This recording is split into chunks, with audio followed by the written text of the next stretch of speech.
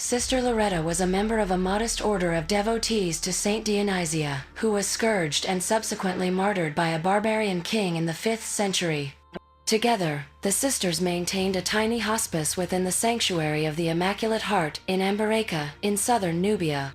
The remote sanctuary had remained untouched by war for decades, even when the legions of Mammon ravened to the south and west after the sack of Carida. In December, beginning 3 days after St. Dionysius' holy day, the night showed the sullen red of settlements being put to the torch, and thereafter, each morning the smoke columns came closer. The injured and refugees fleeing to the sanctuary grew from a trickle into a flood.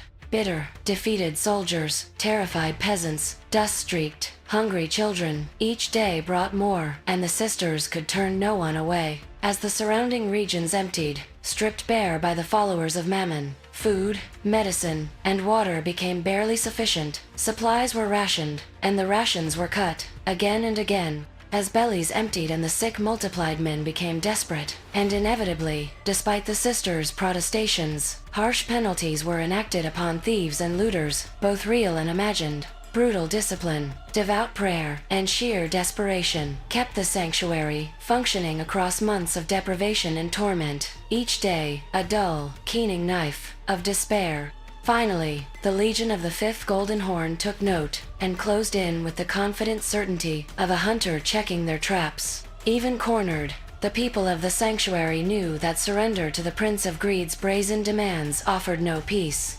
Instead, they chose to resist, accepting the finality of the grave, and the thin prayer of hope that someone, or something, would come to their aid. Laughing at such temerity, the Golden Legion laid siege in unhurried fashion, while awaiting their mortal followers. Hunger would do their work, aided by the slobbering belch of mortar and cannon, as they rained shells down upon their hapless prey. More days and nights of torment and sacrifice followed with no hope in sight. All of the sisters perished one by one, until only Sister Loretta was left, and 9/10 of the people trapped inside the sanctuary died before the first assault. Finally, on the 7th day, strident horns sounded in the Legion camp, but it was not to unleash the long-anticipated assault. It was a call to arms. Another war host glittered on the horizon and battle erupted in the besiegers' rear. But as the new force came closer, it became clear that they were deathless soldiers of the Black Grail.